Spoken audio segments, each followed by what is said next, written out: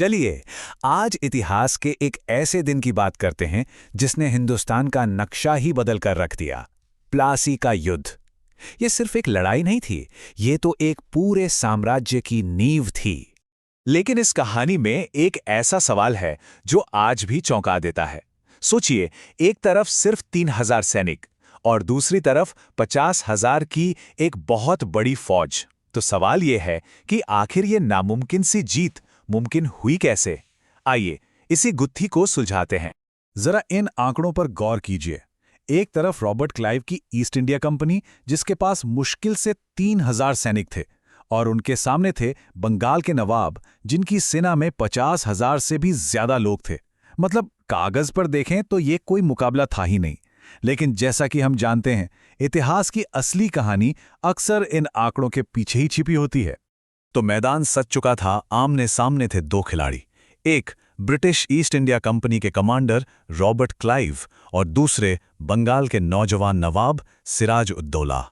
वो तारीख थी 23 जून 1757 और जगह थी बंगाल में गंगा नदी के किनारे एक छोटा सा गांव प्लासी।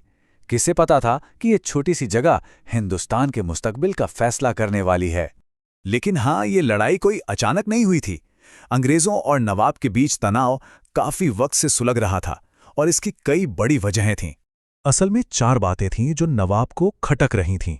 पहली, कि अंग्रेज सिर्फ व्यापारी नहीं बने रहना चाहते थे, वो बंगाल में अपनी ताकत बढ़ा रहे थे। दूसरी, उन्होंने नवाब से पूछे बिना ही कलकत्ता के फोर्ट विलियम को मजबूत करना शुरू कर दिया, जो एक तरह से सीही चुनौती थी। तीसरी बात, वो नवाब के दुश्मनों को अपने यहां पनाह दे रहे थे। और आखिरी और सबसे अहम बात, कंपनी के लोग व्यापार पर टैक्स देने को तैयार नहीं थे, जिससे सीधा बंगाल के खजाने पर चोट पड़ रही थी। तो वापस उसी सवाल पर आते हैं, 3,000 ने 50,000 को कैसे हराया? देखिए, इसका जवाब लड़ाई के मैदान में नहीं, बल्कि बंद दरवाजों के पीछे की गई एक बहुत बड़ी साजिश में छिपा है। और यहीं से ये कहानी एक नया मोड़ लेती है। हुआ ये कि चीजें बहुत तेजी से बदलीं। 1756 में नवाब ने गुस्से में आकर फोर्ट विलियम पर हमला बोला और उसे जीत लिया। अब अंग्रेजों ने बदला लेने की ठानी, पर सिर्फ ताकत के दम पर नहीं। उन्होंने एक दूसरा रास्ता चुना। उन्होंने नवाब के ही सबसे बड़े सेनापति मीर जाफर को अपनी तरफ मिला लिया। यह साजिश बड़ी सीधी सादी थी। अंग्रेजों ने मीर जाफर को बंगाल का अगला नवाब बनाने का सपना दिखाया, एक ऐसा लालच जिससे वो ठुकरा नहीं सका।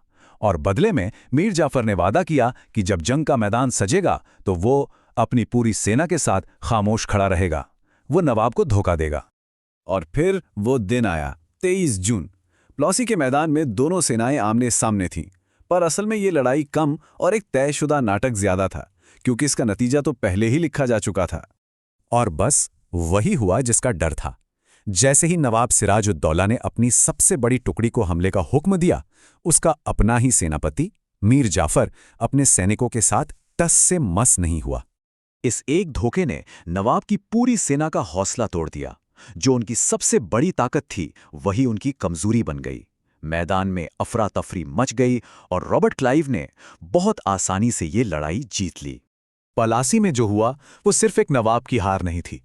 इसके जो नतीजे निकले वो बहुत गहरे और सदियों तक महसूस किए जाने वाले थे। ये एक नए दौर की शुरुआत थी।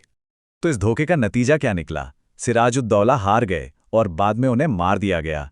मीर जाफर को उसका इनाम मिला, वो बंगाल का नवाब बना, लेकिन सिर्फ नाम का। वो अंग्रेजों के हाथ की कठपुतली था। असली ताकत, बंगाल का सारा पैसा, सब कुछ अब ईस्ट इंडिया कंपनी के पास था। और यहीं से भारत में ब्रिटिश राज की नींव पड़ी।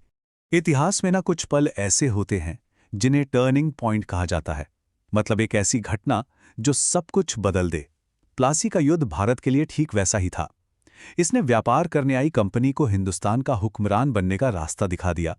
इस एक लड़ाई के बाद जिस हुकूमत का आगाज हुआ, वो लगभग 200 सालों तक चली।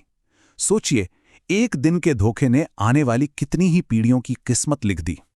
और यहीं आकर ये कहानी एक बहुत बड़ा सवाल छोड़ जाती है।